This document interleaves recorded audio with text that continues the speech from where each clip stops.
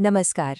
चलिए आज रामायण की कहानी में उस मोड़ पर चलते हैं जहां एक विदाई आगे आने वाले पूरे महाकाव्य की नींव रखती है और एक घर वापसी एक नए युग की शुरुआत करती है। तो आइए इस सफर को शुरू करते हैं। कहानी का पूरा इमोशनल कोर आप कह सकते हैं वो राजा जनक के इन शब्दों में छिपा है। ये एक पिता का वो गहरा दुख है जब वो अपनी बेटी को विदा करते हैं। एक ऐसा दर्द जो सच में किसी भी खुशी पर भारी पड़ सकता है।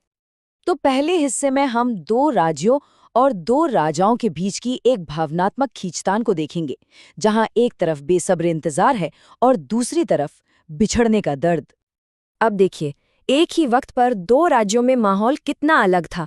एक तरफ अयोध्या में राजा दशरथ और पूरा राज्य बेसब्री से इंतजार कर रहा था। सब यही पूछ रहे थे, बारात कब लौटेगी, हम कब अपनी बहुओं का चेहरा देखेंगे। और दूसरी तरफ मिथिला में राजा जनक थे, जो अपनी बेटियों से बिछड़ने के ख्याल से ही इतने दुखी थे कि वो रोज कोई ना कोई बहाना बनाकर विदाई को टाल रहे थे।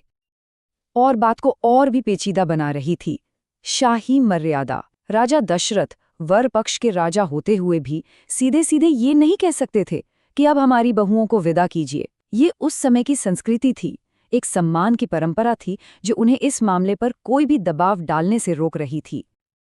और यही तो राजा दशरथ की सबसे बड़ी दुविधा थी। देखिए, वो खुद एक पिता थे और ये बात अच्छी तरह समझते थे कि अपनी संतान से बस एक पल के लिए दूर होना भी कितना मुश्किल होता है।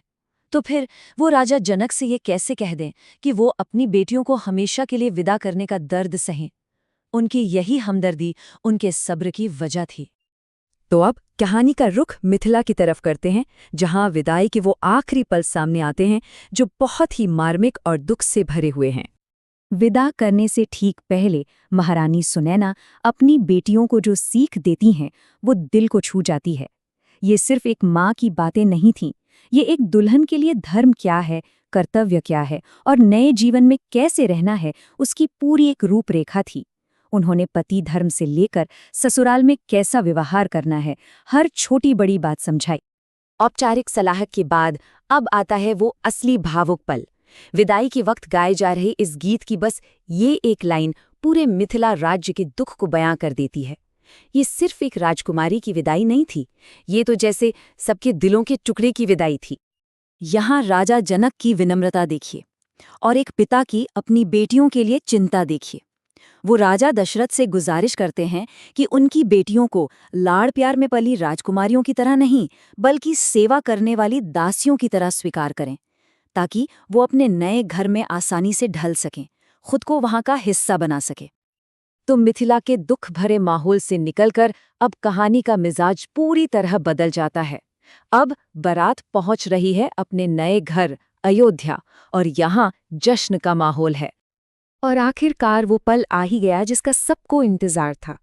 बारात अयोध्या पहुंच चुकी है और इसके साथ ही एक नए अध्याय की, एक नई खुशी की शुरुआत हो चुकी है। अयोध्या का नज़ारा तो देखने लायक था।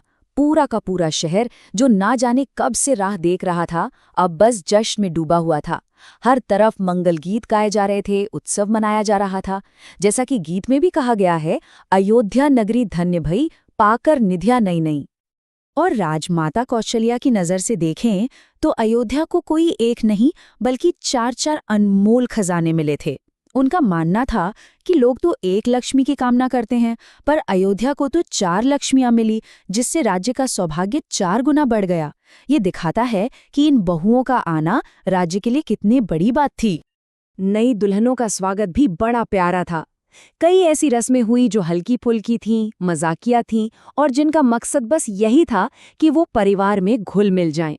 दूध भात खिलाने की रस्म हो या फिर अंगूठी ढूंढने का खेल, हर एक परंपरा रिश्तों में मिठास घोल रही थी और नए बंधन बना रही थी।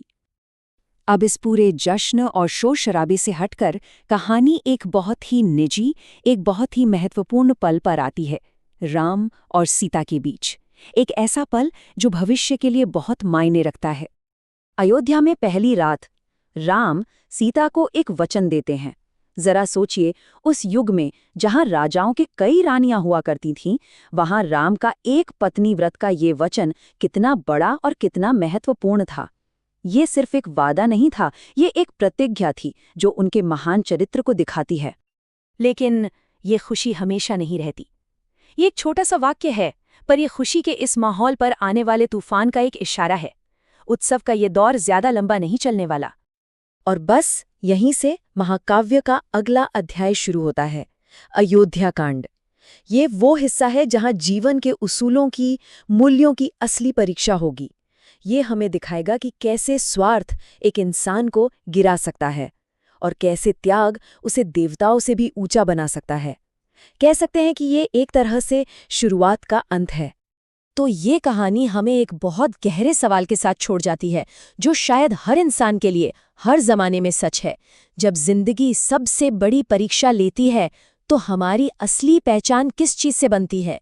उससे जो हम हासिल करते हैं या उससे जो हम त्याग देते हैं?